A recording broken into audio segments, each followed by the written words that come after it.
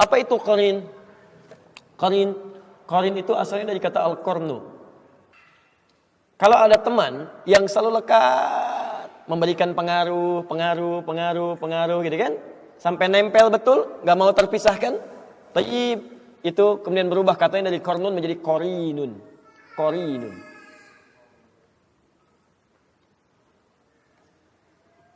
Nah, ada orang-orang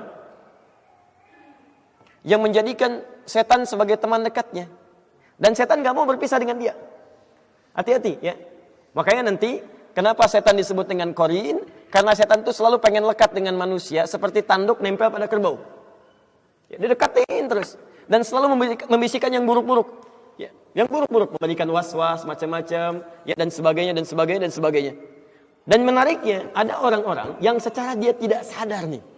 Dia tidak sadar, dia menjadikan pengaruh-pengaruh setan sebagai bimbingan untuk melakukan aktivitas. Baik, kalau pada yang nampak jelas haramnya, barangkali itu mudah dihindari. Ya, setan katakan, misal ya, sedang azan berlangsung, Allahu Akbar, Anda diajak untuk berlaku maksiat, bisa kan?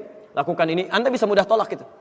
Tapi yang tidak mudah untuk dilakukan adalah, awas, ketika dia mulai menggoda masuk pada wilayah agama. Apa diantaranya? Misal, saya berikan beberapa gambaran. Quran surah ke-18 ayat 103 sampai 104.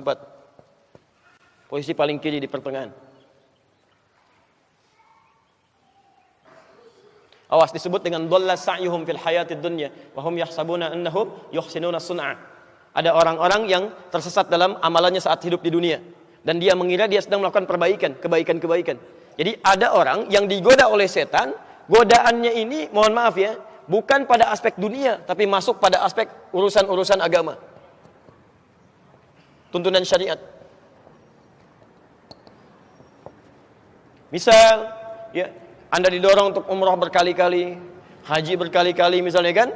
Padahal di sekitaran Anda ada orang-orang yang sangat membutuhkan, ya, ada orang fakir yang kehilangan mata pencahariannya, ada orang yang putus sekolah, ada macam-macam. Bahkan Allah tempatkan Anda di lingkungan yang memang butuh perhatian. Tapi Masya Allah, Anda jadikan itu sebagai kenikmatan. Berangkat lagi, kasih cerita lagi. Sementara di sekitaran Anda sangat mengharapkan dan berdoa kepada Allah. Ya Allah, mudah-mudahan si fulan perhatikan saya. Hati-hati. Bila terjadi seperti demikian, orang-orang yang gemar melakukan ibadah dengan kesenangan dan lupa dengan sekitaran sebagai prioritas, itu bagian dari godaan setan. Hati-hati. Jangan-jangan antum sibuk umrah, sibuk haji hanya untuk kesenangan aja. Berangkat lagi ya. Itu setan sudah masuk. Termasuk menanamkan perselisihan, perpecahan, dan sebagainya. Ya, bahkan Nabi sampai mengingatkan, jangan sampai ada orang belajar, siapapun, orang yang belajar, man ta'allama ilman, siapa yang mempelajari satu ilmu, ya, la yuridu bihi, dia tidak meniatkan untuk pencariannya ini, ya, li ghairi wajhillah, selain kepada ridha Allah Subhanahu wa taala. Ya. Apa di antaranya? Ada yang belajar untuk mendebat orang lain, ada yang belajar untuk menjadikan dirinya hebat, ada yang belajar untuk dikenal, ada yang belajar untuk dinilai sebagai seorang alim. Kata Nabi, la yashtamu raihatal jannah. Dia tidak akan pernah mencium bau surga. Hati-hati. Tidak sedikit orang-orang belajar hanya sekedar untuk menampakkan nih saya yang paling hebat dibanding dengan yang lainnya. Termasuk para ustadz juga, Anda harus sering doakan. Apa Anda kira mudah jadi ustadz? Tidak. Riaknya mungkin ada di situ. Ingin banyak dikenal dengan jamaahnya, tidak ingin terpisah dengan jamaahnya, tidak ingin kehilangan jamaahnya, tidak ingin kehilangan popularitas. Itu tidak mudah. Makanya Nabi ketika akan berdakwah, yang turun pertama itu ayat dakwah, fikih dakwah dulu. Silakan lihat begitu turun surah Al-Mudaththir itu. Lihat di asbabul wurudnya, asbabul wurud hadisnya, asbabun nuzul ayatnya. Ada di hadis Al-Bukhari, nomor hadis yang keempat, posisi paling kanan sampai dengan kiri ke sebelah atas dari Jabir bin Abdullah. Ketika turun Quran surah Al-Mudaththir itu. Ya ayyuhal mudaththir, hei yang sedang berselimut, ya, Masya Allah, qum fa'anzir, sekarang mulai berikan peringatan.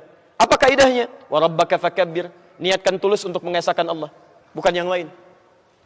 Ini artinya apa? Tidak sedikit orang-orang pendakwah yang ketika dia berdakwah niatnya bukan karena Allah, mungkin karena yang lain.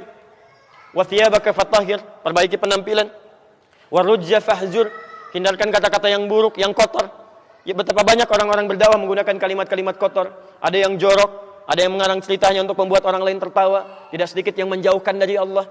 semua agama itu sama, menuju pada Tuhan yang sama. Masya Allah, Nabi berjuang lebih daripada 20 tahun berjuang untuk menegakkan kalimat tauhid, untuk membedakan ini Allah, ini bukan, ini yang layak untuk disembah, ini dijauhi. Tiba-tiba datang orang membawa gelar tertentu, ya menyebut dirinya ustadz, macam-macam, mengatakan semua agama sama. Bahkan ada yang masuk ke tempat ibadah orang lain mencela saudaranya semuslim, mengatakan ini keindahan Islam. Anda siapa sebetulnya? Ini kan aneh.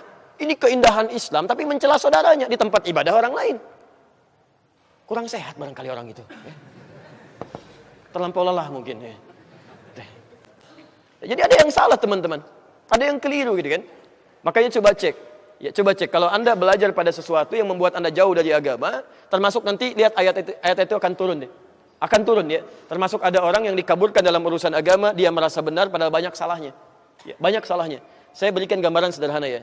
Ketika Anda belajar Islam tapi tidak membuat Anda tenang pada kepribadian Anda, itu ada yang salah di situ.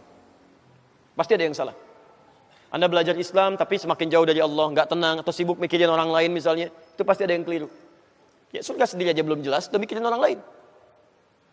Ada yang fatal di situ. Nah, itu yang disebut dengan qarin.